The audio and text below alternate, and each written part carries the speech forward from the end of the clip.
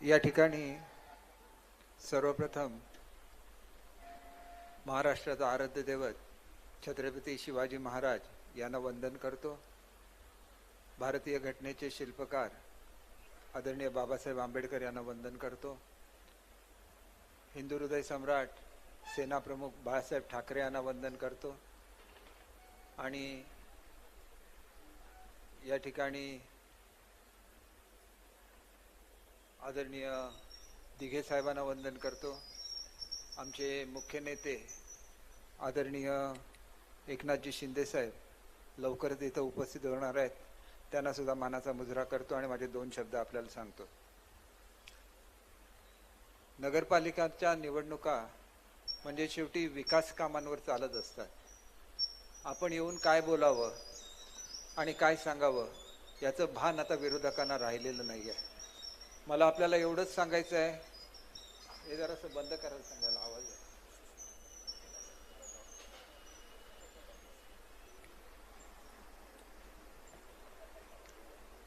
सावंतवाडीपुरचं बोलायचं झालं तर सावंतवाडी पूर्वी कशी होती आणि आता कशी आहे हे तुम्हाला सगळ्यांना ज्ञात आहे. जिथं आज जगन्नाथराव भोसले सुंदर असं उद्यान झालेलं आहे, त्या ठिकाणी दलदल होती, मुलं त्याच्यामध्ये क्रिकेट खेळायची. आज ठिकाणी सुंदर असं उद्यान झालेलं आहे. या ठिकाणी संपूर्ण सावंतवाडीला स्टॉलचा विळखा बसलेला होता. अगदी बापूसाहेब महाराजांच्या समोर सुद्धा स्टॉल होते, पुतळ्याच्या समोर. संपूर्ण मार्केटमध्ये स्टॉल्स होते. हे सगळं काढून आपण इंदिरा गांधी व्यापारी संकुल बनवलं, तिथं बॅरिस्टर नाथपै सभागृह बनवलं, ज्या ठिकाणी बाबासाहेब आंबेडकर सावंतवाडी संस्थांमध्ये आलेले होते. आणि एका दलित बांधवाच्या हातून एक खून घडलेला होता म्हणून त्याची केस बाबासाहेबांनी चालवलेली होती. त्याला न्यायाधीश म्हणून सावंतवाडीच्या राजाने त्या दलित इसमाला फाशीची शिक्षा दिली आणि राजा म्हणून त्यांना जे अधिकार होते त्या अधिकाराने ती शिक्षा माफसुद्धा केली. आणि म्हणून बाबासाहेब आंबेडकरांच्या आत्मचरित्रामध्ये बापूसाहेब महाराजांचा उल्लेख आहे. आणि ती केस संपल्यानंतर ज्या ठिकाणी बाबासाहेबांनी सभा घेतली त्या ठिकाणी आपण बाबासाहेब आंबेडकरांच्या नावाने उद्यान विकसित केलेलं आहे. मैदान पूर्वी आपण कसं होतं बघितलेलं होतं, आता तिथं स्पोर्ट्स कॉम्प्लेक्स झालेलं आहे. मोती तलावाचं सुशोभीकरण झालेलं आहे. लाखे वस्तीतील अनेक माझ्या भगिनी या ठिकाणी आलेल्या आहेत. त्यांना माहिती आहे की पूर्वी लाखे वस्ती कशी होती. त्या ठिकाणी झोपड्या होत्या. एखाद्या झोपडीला आग लागली की त्यामध्ये तिथं राहणारे त्यांची परिस्थिती फार वाईट व्हायची. त्यांना बंगले सदृश घरं आपण करून दिलेली आहेत. हे सगळं आपल्याला विसरून चालणार नाही. आत्ता तुम्ही जर मान मागे वळून बघितली तर समोर जो कॉम्प्लेक्स दिसतोय ही संत गाडगे महाराज मंडई आहे. ह्याच्या आतमध्ये पार्किंगची व्यवस्था आहे. आतापर्यंत तुम्ही बाजारात आला की तिथं गाड्या लागलेल्या असतात, स्कूटर लागलेल्या असतात. ह्याच्यापुढे तुम्हाला असं आढळणार नाही. त्याच्यामध्ये अंडरग्राऊंड पार्किंग आहे. त्याच्यामध्ये फुलवाल्यांसाठी जागा आहे, फुलं विकण्यासाठी. भाजीवाल्यांसाठी भाजी विक्री करायची जागा आहे. त्याच्यामध्ये छोट्या छोट्या दुकानदारांचं पुनर्वसन केलं जाणार आहे. हे सगळं आपण का करू शकतो? हे करायला प्रेम लागतं जनतेबद्दल. तुम्ही जर या ठिकाणी बॅरिस्टर नाथपै सभागृहामध्ये आत्ता गेलात तर ते संपूर्ण एअर कंडिशन झालेलं आहे. तिथं आल्हाददायक असं फर्निचर घातलेलं आहे. तुम्ही त्याच्या शेजारी म्हणजे नगरपालिकेच्या शेजारी फायर ब्रिगेडची उत्कृष्ट अशी इमारत उभी राहिलेली आहे. बाहेरच्या व्यक्तीने आम्हाला येऊन काय सांगायचं की आम्ही विकास करावा? त्यांनी येऊन ह्या प्रत्येक गोष्टी बघितल्या पाहिजेत. आत्ता मी इथं आलो, तुम्ही येताना म्युझिकल फाउंटन सुरू होता की नाही मला माहिती नाही, परंतु मी येताना म्युझिकल फाउंटन चालू होता. अतिशय सुंदर असा म्युझिकल फाउंटन आज मोती तलावामध्ये चालू आहे. तो पर्यटकांचं आकर्षण केंद्र बनत आहे. जिमखाना मैदानावर तुम्हाला माहिती आहे की सचिन तेंडुलकर जेव्हा लहान होते त्यावेळेला रमाकांत आचरेकर सर सचिन तेंडुलकरना सावंतवाडीला घेऊन यायचे आणि त्यांनी क्रिकेटचे धडे सावंतवाडीच्या ग्राउंडवर सचिन तेंडुलकरना दिलेले आहेत. त्या ठिकाणी रमाकांत आचरेकर सरांच्या नावाने चांगली असं ड्रेसिंग रूम बांधलेली आहे, गॅलरी बांधलेली आहे. तिथं जर तुम्ही बघितलं तर 5 कोटीचं तालुका क्रीडा केंद्राचं काम चालू आहे. तुम्ही जर बाहेरच्या वाड्यामध्ये गेला तर तिथं आधुनिक असं मटन मार्केट बनलेलं आहे. मी हे सगळं तुम्हाला का सांगतो? हे सगळे ह्या गेल्या 2-4 वर्षामध्ये चालू असलेले प्रकल्प हे आहेत. त्याच्या शेजारी महिलांच्या सक्षमीकरणासाठी ट्रेनिंग सेंटर बांधलेलं आहे. तुम्ही जर सालेवाड्यामध्ये गेलात तर ज्येष्ठ नागरिकांसाठी विरंगुळा केंद्र आहे. ते आता पूर्वी ग्राउंड फ्लोअरचं होतं, आता ग्राउंड+2 असं ते झालेलं आहे. त्याच्यामुळे ज्येष्ठ नागरिकांना चांगल्या सुविधा मिळतील. सावंतवाडी शहराला 24 तास पाणी पुरवठा करण्यासाठी 54 कोटी रुपये, छोटीशी रक्कम नाही, तब्बल 54 कोटी रुपये दिलेले आहेत.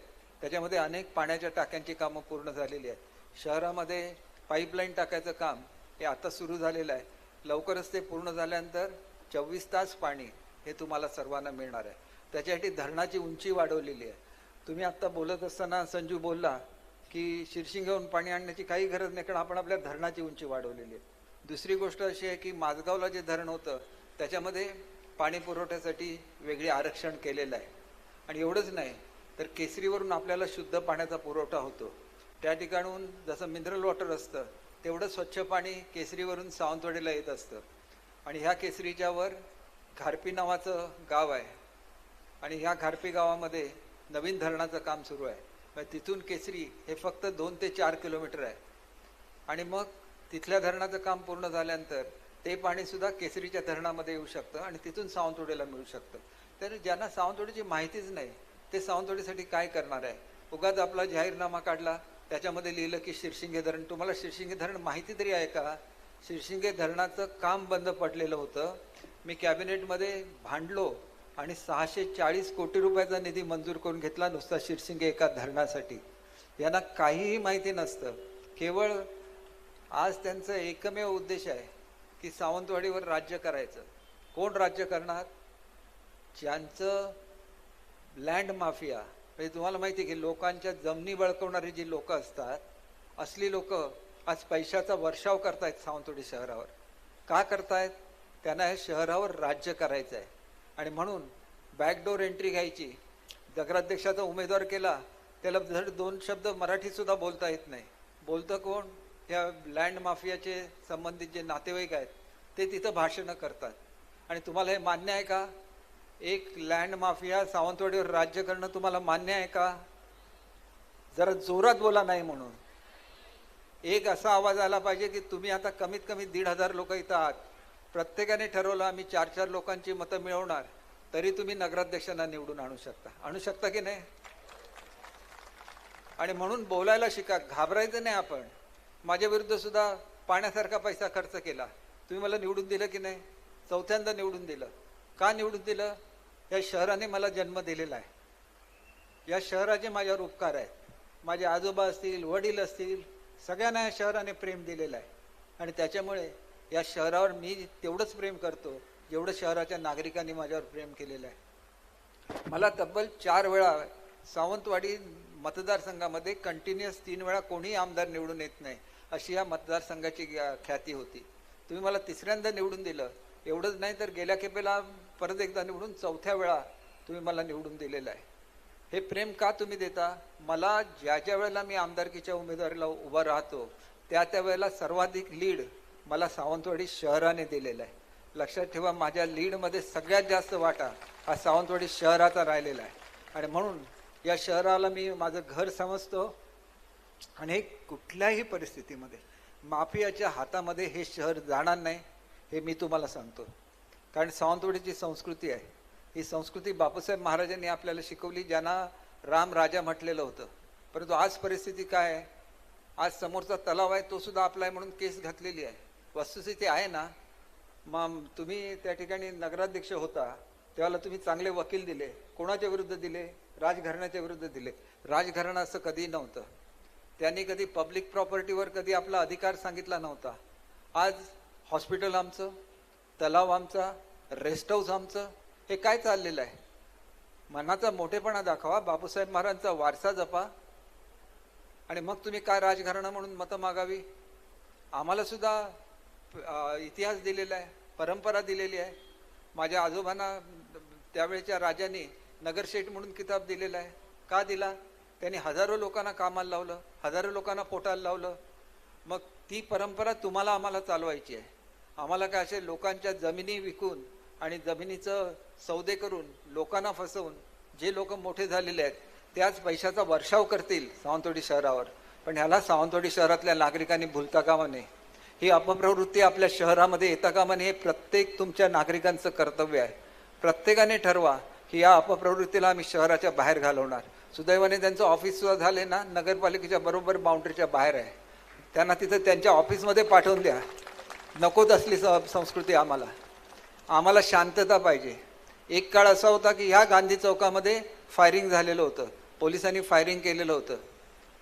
त्या क्षणाला आणि त्याच्यानंतर आमचं राज्य आलं ह्या नगरपालिकेमध्ये. गेली 30 वर्ष आम्ही या नगरपालिकेवर राज्य करतोय. एक दंगल झालेली नाही सावंतवाडीमध्ये. हे सावंतवाडीचं वैशिष्ट्य आहे. सावंतवाडीची शांतता हे सावंतवाडीचं वैशिष्ट्य आहे. सावंतवाडीमध्ये परस्परांवर केलेलं प्रेम.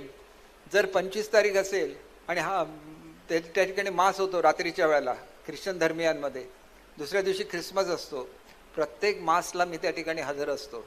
प्रार्थना करणारा त्या प्रार्थनेमध्ये सहभागी होतो.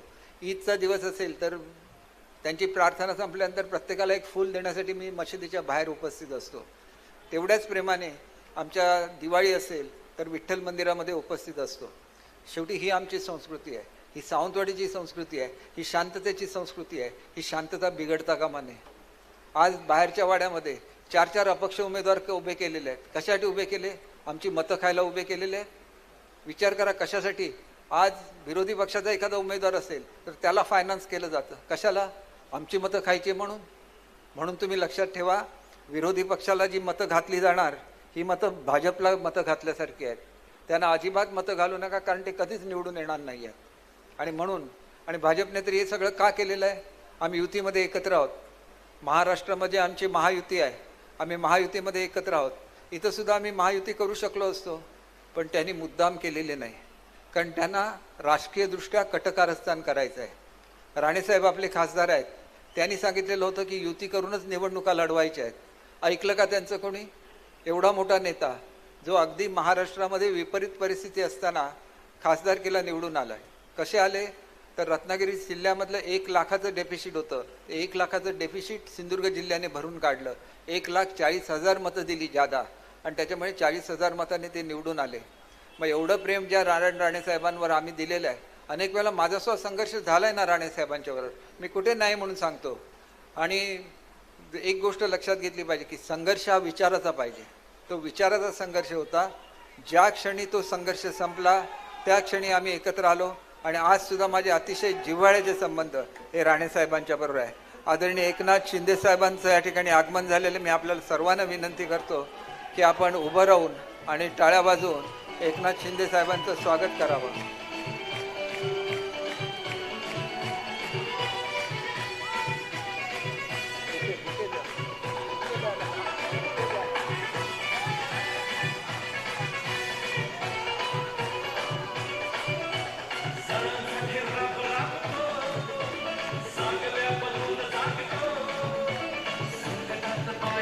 महाराष्ट्र राज्याचे उपमुख्यमंत्री एकनाथजी शिंदे साहेब या ठिकाणी आलेले आहेत. सर्वांना टाळ्याच्या कडकडात त्यांचं आपण सर्वजण स्वागत करूया. शिवसेना आगे बढ़ो, एकनाथ शिंदे आगे बढ़ो. अरे आवाज कुणाचा? अरे आवाज कुणाचा? अरे आवाज कुणाचा? या ठिकाणी शिंदे साहेबांना विनंती करतो की या ठिकाणी छत्रपती शिवाजी महाराज, स्वर्गीय बाळासाहेब ठाकरे हिंदू सम्राट आणि स्वर्गीय आनंदजी दिघे यांच्या प्रतिमेस पुष्पहार अर्पण करावा.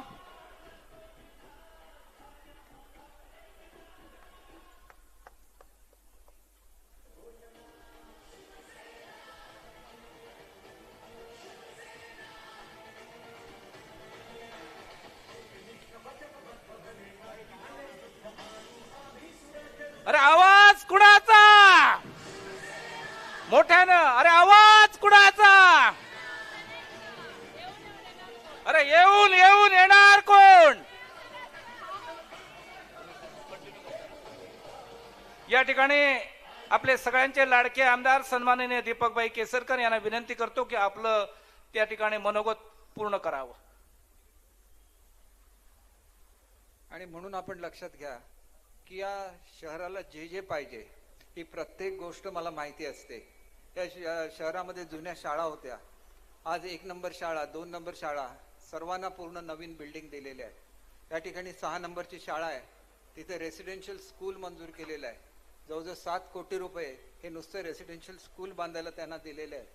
आणि म्हणून आपण अनेक जे प्रकल्प करतोय त्यांचा नुसता जाहीरनामा आहे.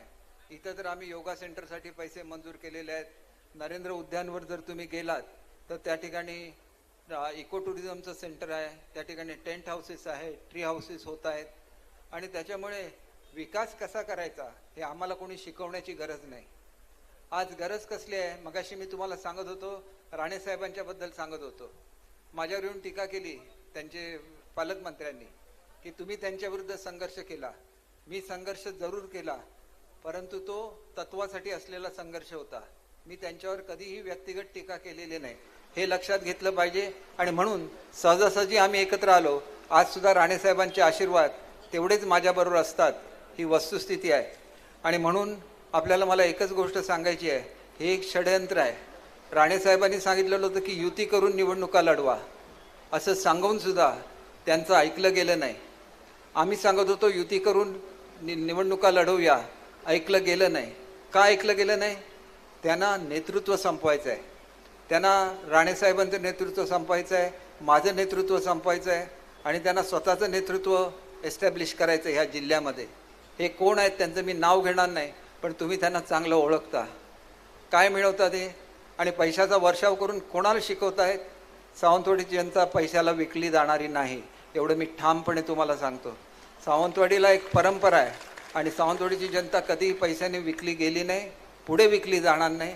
आणि म्हणून उद्या येणारी सत्ता ही आमचीच असणार, एवढं मी आपल्याला निश्चितपणे सांगतो. आणि म्हणून आपल्याला 2-3 गोष्टी सांगून मी माझं भाषण संपवतो, कारण आपल्याला सगळ्यांनाच एकनाथ शिंदे साहेबांचं भाषण ऐकायचं आहे. मल्टीस्पेशालिटी हॉस्पिटलचा त्यांनी मुद्दा काढला. काय आहे वस्तुस्थिती मल्टीस्पेशालिटी हॉस्पिटलच्या? यांनी हॉस्पिटल आपल्या मालकीचं आहे असा दावा केलेला होता आणि त्याच्यामध्ये रत्नागिरीच्या कोर्टामध्ये, डिस्ट्रिक्ट कोर्टामध्ये जो निकाल झाला त्याला हायकोर्टाने स्टे दिलेला होता. मी कॅबिनेटपर्यंत जाऊन, त्यावेळेला मी मंत्री होतो, यांना 54 गुंठे जागा त्यातली वेगळी काढून देण्याचं मान्य केलं. यांनी सह्या केल्या, पण सह्या करण्यापूर्वी अशा अटी घातल्या की त्या अटी कधीही यांची जी कन्या आहे, आमच्या युवराज्ञी आहेत, त्यांना कधीही मान्यता न होणाऱ्या कंडिशन होत्या आणि त्याच्यामुळे त्यांनी त्याच्यावर सही नाही केली आणि त्याच्यामुळेच मल्टीस्पेशालिटीचं काम थांबलेलं आहे. मी किमान 5 ते 10 वेळा त्यांच्याकडे गेलो की या अटी काढून टाका, साध्या MOU वर सह्या करा. त्यांनी काही तयारी दाखवली नाही आणि आज मल्टीस्पेशालिटी हॉस्पिटल दुसऱ्या जागेवर बांधूया असं ते आम्हाला सांगतायत. आमच्या हक्काची जागा आहे ती. तुम्ही नाही दिल्या सह्या तर आम्ही कोर्टामध्ये जाऊन ती जागा मिळवू आणि त्याच ठिकाणी मल्टीस्पेशालिटी हॉस्पिटल उभारू, हे मी तुम्हाला अतिशय ठामपणे सांगतो. आणि 5-5 वर्ष जे हॉस्पिटलचं टेंडर झालेलं आहे, ज्याची एजन्सी फायनलाइज झालेली आहे, 5-5 वर्ष तुम्ही ती कामं अडवता. तुम्हाला काहीतरी वाटलं पाहिजे. आणि मग तुम्हाला काय अधिकार दिलेला आहे? आज तुम्ही तलाव स्वतःचा आहे म्हणून सांगता, तलावाच्या संदर्भात म्युन्सिपाल्टीवर केस दाखल केलेली आहे. उद्या तुमच्याच घरातली सून ही म्युन्सिपाल्टीमध्ये नगराध्यक्ष बनणार आणि तीच तुमच्या विरुद्धची केस लढवणार का? उद्या ती मोती तलाव तुमच्या ताब्यात देणार, नगरपालिकेचा मोती तलाव राहणार नाही. ही वस्तुस्थिती आहे. याला कॉन्फ्लिक्ट ऑफ इंटरेस्ट म्हणतात इंग्रजीमध्ये. आपल्याच ज्यांना कुठलं तरी त्याच्यामध्ये हेतू आहे अशा माणसाने त्या खुर्चीवर बसायचं नसतं आणि ही नैतिकता आहे.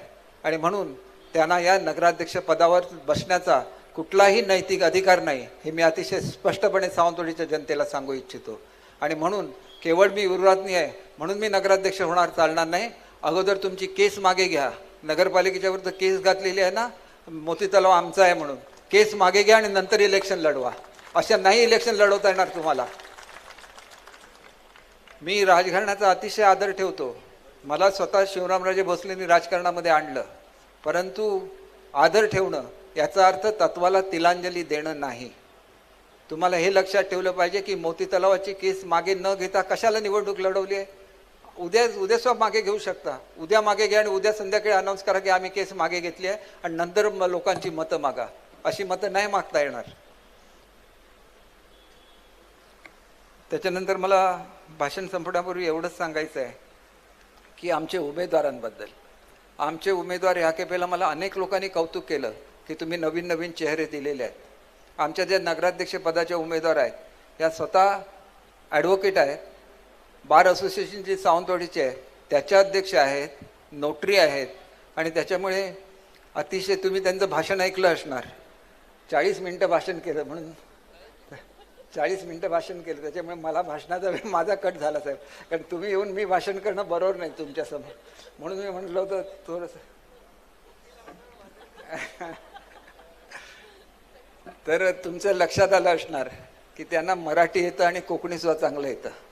तुम्ही गेल्यात आणि काहीतरी बोलल्यात तर समोरच्या व्यक्तीक समजूक तर हवा की नाही हवा मा?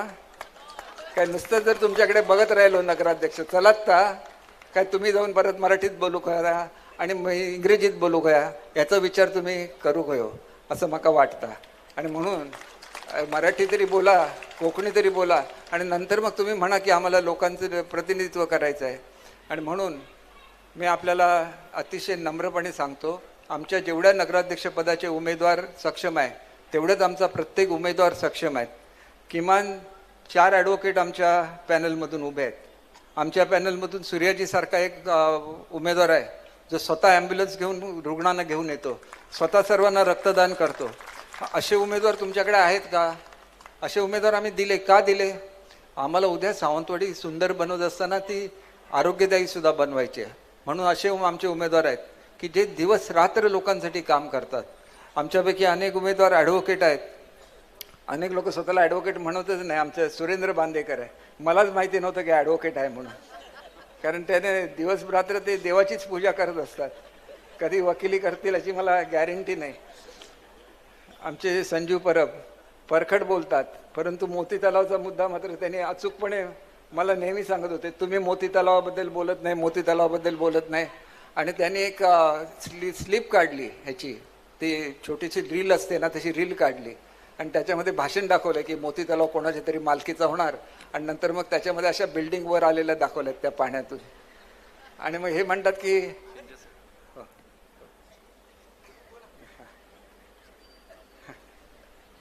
त्यांनी त्या इमारती वर आलेल्या दाखवलेल्या आहेत. खरं तर शिंदे साहेबांनी बोललं पाहिजे, पण तुम्ही समोर दिसला की मला काय आवडत नाही बोलायचं. आणि त्याच्यामुळे एवढं प्रेम तुमच्यावर केलं आहे. एक गोष्ट लक्षात ठेवा बघा, कोणालाही कटकारस्थान करून संपवता येत नाही. मला संपवायला म्हणून तुम्ही सावंतवाडीवर पैशाचा पाऊस पाडला तर सावंतवाडीची जनता ते कदापिही सहन करणार नाही. एवढं प्रेम कायम सावंतवाडीच्या जनतेने मला दिलेलं आहे. मी काल सांगितलं आणि आज सुद्धा तुम्हाला सांगतो, मी 4 वेळा आमदार झालो. 4ही वेळेला मला सगळ्यात जास्त लीड कोणी दिलं तर ते सावंतवाडीच्या जनतेने दिलेलं आहे. ही वस्तुस्थिती आहे. त्याच्यामुळे कितीही पैसे वाटवा फरक पडणार नाही, आम्हीच निवडून येणार. आणि लक्षात घ्या, जे पैसे वाटतात ते पैसे वसूलसुद्धा करतात. आणि त्याच्यामुळे निश्चितपणे मी तुम्हाला सांगतो की हे कुठेतरी आपल्याला थांबवलं पाहिजे. ही अनिष्ट प्रवृत्ती, ही कीड आहे. ही कीड आपल्या शहरामध्ये येण्यापासून याला वेळेवर रोखलं पाहिजे. नाहीतर आज अनेक ठिकाणी जाऊन बघा, लोक रडतायत की आमच्या जमिनी लुबाडल्या म्हणून. आणि त्या गरीब लोकांच्या जमिनी लुबाडलेला जो घाणेरडा पैसा आहे ना, त्या पैशाचा वर्षाव जर करत असतील तर त्या पैशाला सावंतवाडीकरांच्या घरामध्ये स्थान नाही. एवढं तुम्ही निश्चितपणे लक्षात ठेवा. आणि म्हणून तुम्हाला सांगतो की तुमचं प्रत्येक मत हे धनुष्यबाणाला मिळालं पाहिजे. तुम्हाला प्रत्येकाला 3 मतं आहेत. उमेदवार कोण आहे बघू नका. प्रत्येक वेळेला तुमच्या बॉक्सवर, एका बॉक्सवर 2 ठिकाणी धनुष्यबाण असणार, एका बॉक्समध्ये एका ठिकाणी धनुष्यबाण असणार. प्रत्येक वेळेला धनुष्यबाणाच्या 3ही ठिकाणी बटन दाबा आणि तुम्ही शिवसेनेला प्रचंड बहुमताने विजयी करा, एवढी आपल्याला नम्र विनंती करतो. आणि एकच गोष्ट सांगतो, मोठ्या प्रमाणात भगिनी इथं आहेत. तुम्हाला माहिती आहे की महाराष्ट्रामध्ये लाडकी बहीण योजना कोणी आणली? एकनाथ शिंदे साहेबांनी आणली. आणि तुमचा तो लाडका भाऊ ज्यावेळेला तुम्हाला भेटायला आला त्यावेळेला तुम्ही अगदी आता जवळजवळ 3-4 तास वाट बघत थांबलेले आहात. माझी खात्री आहे की तुम्ही सगळ्यांनी बघून घ्या की ज्यांनी तुम्हाला लाडकी बहीण योजना दिली ते कसे आहेत. माझ्या इलेक्शनच्या वेळेला सुद्धा प्रचाराला इथं आले आहेत आणि पुन्हा एकदा तुम्हाला आले. परंतु माझ्या इलेक्शनच्या वेळेला ज्यावेळेला प्रचाराला आले त्यावेळेला हा मुद्दा तेवढा महत्त्वाचा नव्हता जेवढा आज आहे. कारण त्यांनी ती योजना कायम ठेवून दाखवली. केवळ इलेक्शनपुरती योजना आणली नाही तर योजना कायम ठेवली. अशा एकनाथ शिंदे साहेबांचं मी मनापासून सावंतवाडी शहरामध्ये स्वागत करतो. सिंधुदुर्गचे दुसरे सुपुत्र आदरणीय उदयजी सामंत साहेब, जे नेहमीच खंबीरपणे आमच्या पाठीमागे, सर्वांच्या पाठीमागे उभे असतात. आमच्या जिल्ह्याचे माजी पालकमंत्रीसुद्धा आहे, त्यांचंसुद्धा हार्दिक स्वागत करतो. आपल्याला पुन्हा एकदा विनंती करतो की कुठल्याही भूलथापांना बळी पडू नका, कुठल्याही प्रेशरखाली येऊ नका. शिवसेनेला प्रचंड बहुमताने विजयी करा, तेवढं आपल्याला आवाहन करतो आणि माझे 2 शब्द संपवतो. जय हिंद, जय महाराष्ट्र.